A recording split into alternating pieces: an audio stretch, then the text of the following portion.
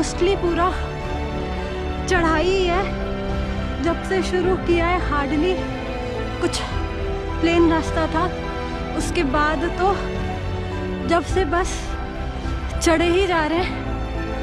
हाँ, तो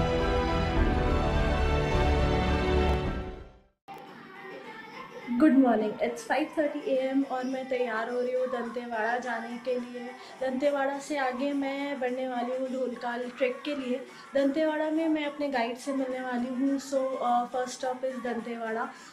दंतेवाड़ा यहाँ से कुछ 2 hours 86 अराउंड 90 किलोमीटर्स दिखा रहा है। तो जितने जल्दी निकलूँगी उतने जल्दी ट्रैक शुरू होगा, इसीलिए अभी मैं निकल रही हूँ दंतेवाड़ा के लिए।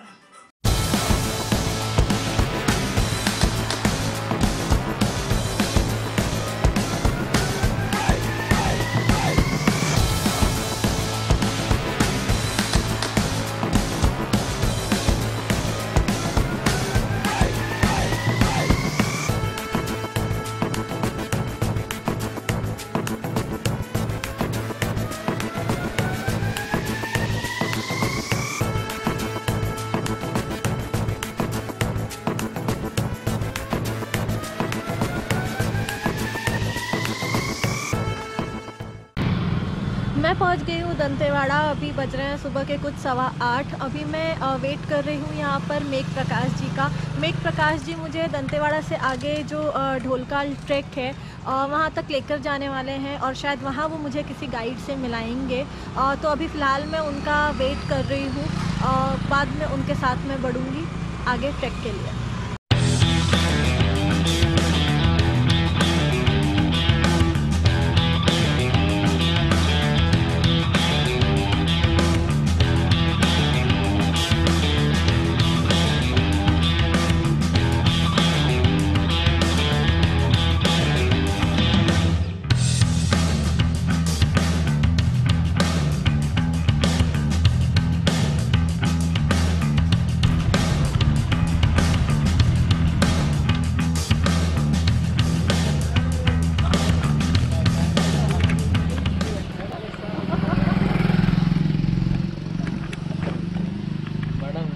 नमस्ते।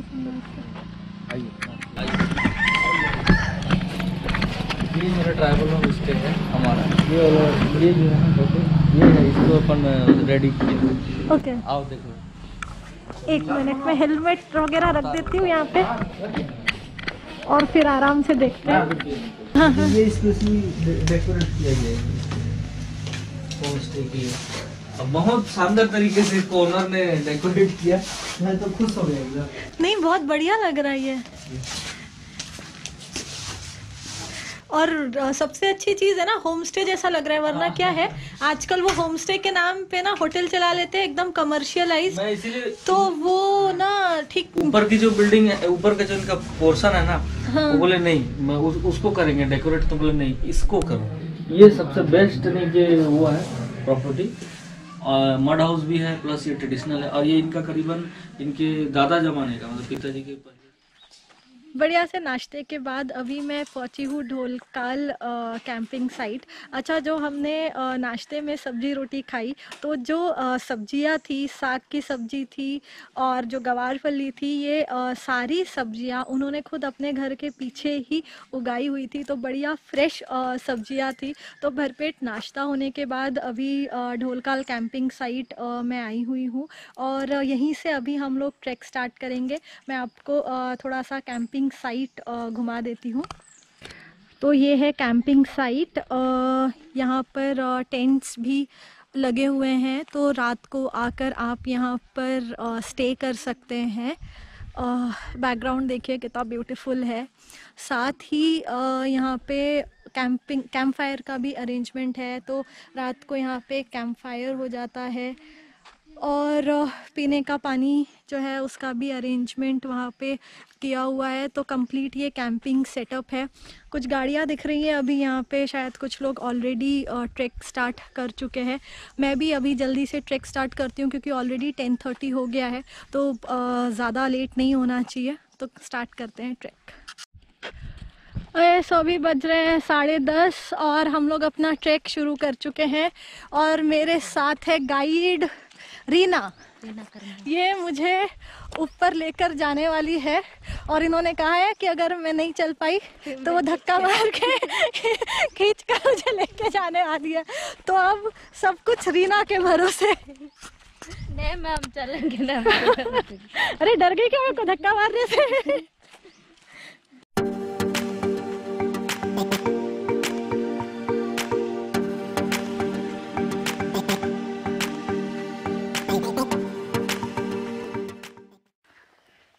आप कहाँ के हो रीना? यहीं से हो? फरसपाल की हो? तो कितने टाइम से कर रहे हो आप ट्रेकिंग?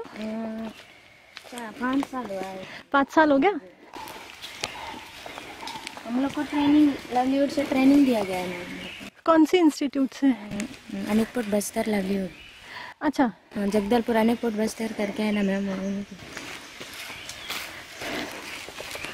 कितने लोगों का टीम है आपका? 10 लोगों का। 10 लोग। सो कुछ 1.5 किलोमीटर पूरा किया है अभी तक हमने। कितना 10:30 बजे शुरू किया था ना रीना? जी जी। तो 11 बज गए हैं। आधे घंटे में कुछ 1.5 किलोमीटर। एंड ये जो ट्रैक है मोस्टली पूरा चढ़ाई है। जब से शुरू किया है हार्डली कुछ प्लेन रास्ता था, उसके बाद तो जब से बस चढ़े ही जा रहे हैं। हाँ, तो धीरे धीरे धीरे ऊपर का सफर शुरू है। मैंने ट्रैक को थोड़ा सा अंडर एस्टिमेट कर दिया था। मुझे लगा नहीं था कि ये ट्रैक ऐसा होने वाला है। पर अगली बार अगर कोई आएगा तो मैं बाकायदा बता के भेजूंगी कि ट्रैक के लिए आपको कितना तैयार होकर जाना है। हमसे यहाँ चला नहीं जा रहा। और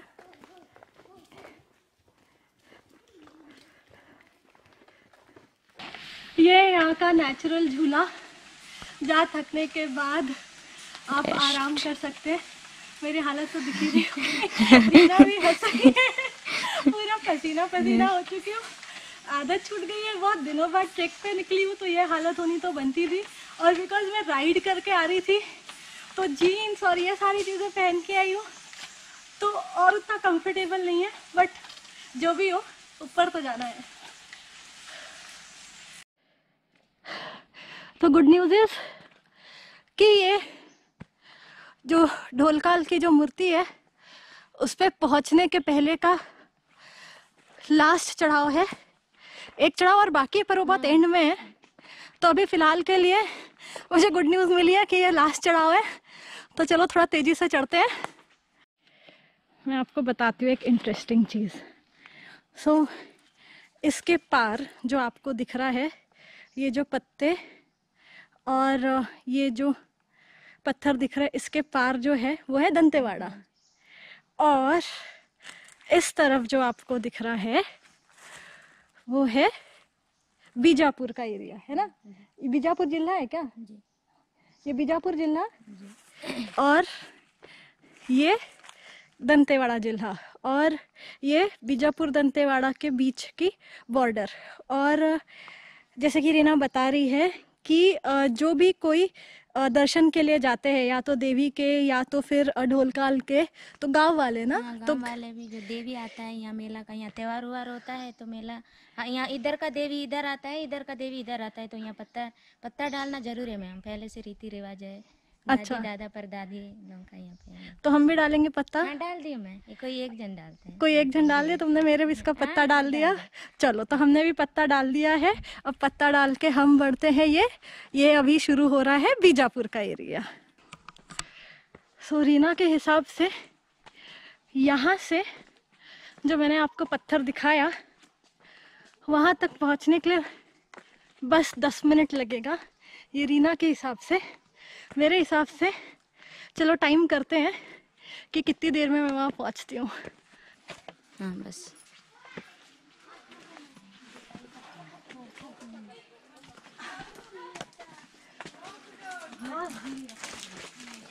और आगे? हाँ उधर से चलिए।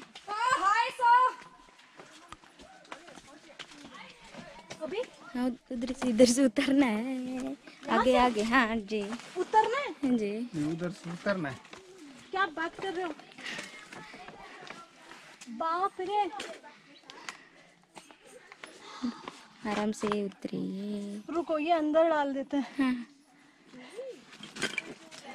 सी ये जो रूट दिख रहा है, उसके बाद मंदिर ये यहाँ से नीचे है। उतर के जाना है। तो अब मोबाइल वगैरह, कैमरा सब कुछ मैं अंदर डाल रही हूँ क्योंकि ये थोड़ा सा रिस्की है। तो ये सब बंद करते हैं और हम ध्यान देते हैं सिर्फ उतरने में।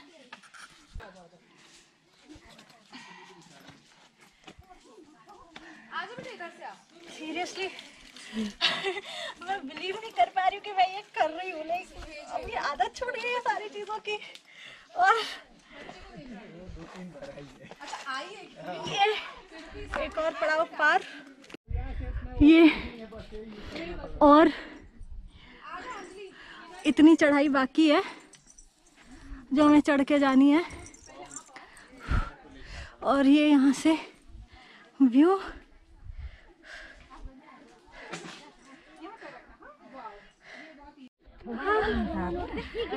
अब पता है जान हथेली पे रख के जो निकलना बोलते हैं, एग्जैक्टली वही फीलिंग है। लाइक पैर पूरे शिवर हो रहे, कांप रहे मेरे पैर। And wow, but view superb. And अभी तक वो धक धक हो रहा है। शिट, और पहुंच गई हूँ मैं, चढ़ तो गई हूँ। मुझे नहीं पता ये मुझे रीना कैसे नीचे उतारने वाली है, मैं सीरियसली श्योर नहीं हूँ। Let me show you the view. और गणेश मूर्ति जिसके लिए लोग यहाँ पे काफ़ी लोग श्रद्धा से आते हैं। तो let me show you the view from here. This is the view, look at it. Wow, hi.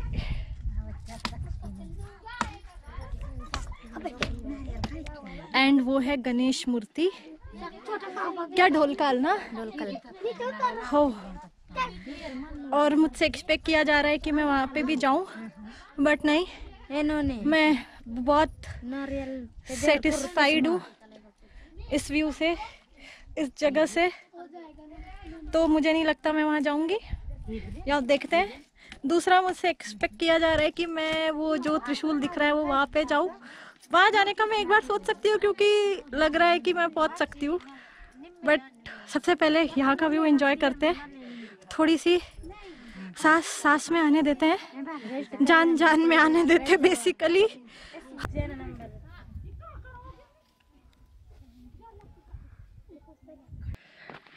Track की एक चीज़ है, लाइक स्पेशली विथ मी, या सबके साथ होता है पता नहीं।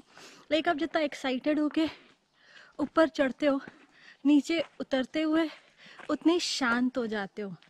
इसलिए नहीं कि टायर्ड हो या फिर थकान हो रही और चल नहीं पा रहे हो, बट ये मेरे साथ हमेशा हुआ है कि नीचे उतरते टाइम वो फीलिंग जो होती है वो थोड़ी सी अलग होती है, थोड़ी शांत करने वाली होती है। सो ऐसा भी हम लोग उस पत्थर से नीचे उतर गए हैं और थोड़ा देर बैठने की इच्छा थी, पर बहुत ज़्यादा भीड़ और बहुत ज़्यादा शोर शराबा हो गया था। सो मैं नीचे उतर रही हूँ। चढ़ते टाइम लगा था कि नीचे उतर पाऊँगी या नहीं, बट रीना की हेल्प से बहुत इजीली नीचे उस पत्थर से उतर गई हूँ। अभी ट्रैक शुरू है बैक टू कैंप। मैं आ गई हूँ वापस ट्रैक से ढोलकाल कैंपिंग साइट पे। 10:30 बजे ट्रैक शुरू किया था और अभी बज रहे हैं around 2:15। So total around 4 hours का समय लगा ट्रैक के लिए। एक्चुअली चढ़ने के लिए ज़्यादा टाइम नहीं लगा, 10:30 बजे स्टार्ट करके अराउंड 12 हम लोग पहुँच गए थे। तो चढ़ने के लिए पकड़ लीजिए सबके हिसाब से मुझे 1.5 घंटा लगा। बाकी फिर समय आप कितना ऊपर जाके बिताते हैं और बीच में जब वापस आ रहे हैं तो वहाँ कितना समय बिताते हैं, तो उस पर डिपेंड करता है कि आपको कितना समय लगेगा ट्रैक के लिए। मैंने 4 घंटे में मैं आ गई नीचे, क्योंकि बहुत ज़्यादा भीड़ हो रही थी वहाँ पे, इसलिए बेटर मैं नीचे आ गई। अभी थोड़ा ढोलकाल ट्रैक तक आने के लिए आपको होकर आना पड़ता है फरसपाल से। फरसपाल जो कि दंतेवाड़ा से कुछ अराउंड 10 किलोमीटर्स की दूरी पे है। फिर फरसपाल से जो ढोलकाल कैंपिंग साइट है या ढोलकाल ट्रैक का जो स्टार्टिंग पॉइंट है वो अराउंड कुछ और 4 किलोमीटर्स की दूरी पे है। तो अगर आप दंतेवाड़ा की साइड से आ रहे हैं तो ये रूट आपको लेना पड़ता है, और इसका जो दूसरा रूट है वो बीजापुर साइड से भी है। मैं फ़िलहाल दंतेवाड़ा से आई हूँ। जब आप कैंपिंग साइट पे पहुँचते हैं तो यहाँ पे आपको एंट्री करवानी होती है, यहाँ पे कुछ पार्किंग चार्जेस है वो पे करने होते हैं। वो पे करने के बाद आप स्टार्ट कर सकते हैं ट्रैक। और यहाँ पे गाइड भी है, आप चाहे तो वो गाइड भी ले सकते हैं। एंड बेटर अगर आप नहीं जानते हैं, ट्रैक का रूट नहीं पता है, तो बेटर आप गाइड के साथ जाएंगे तो आप जानकारी लेते हुए ट्रैक कंप्लीट कर सकते हैं। ट्रैक कंप्लीट होने के बाद या जिस दिन आप ट्रैक शुरू कर रहे हैं उसके एक रात पहले अगर आप यहाँ पर आके रहना चाहते हैं तो यहाँ ढोलकाल कैंपिंग साइट पे आप कैंप्स ऑलरेडी मैंने दिखाया जो सेटअप किए हुए हैं। उसके अलावा फरसपाल में भी होम स्टे का ऑप्शन है। होम स्टे भी मैंने आपको वीडियो दिखाया ही है कि कैसा है, तो आप वहाँ पे भी रुक सकते हैं और नेचर के साथ नाइट स्पेंड कर सकते हैं।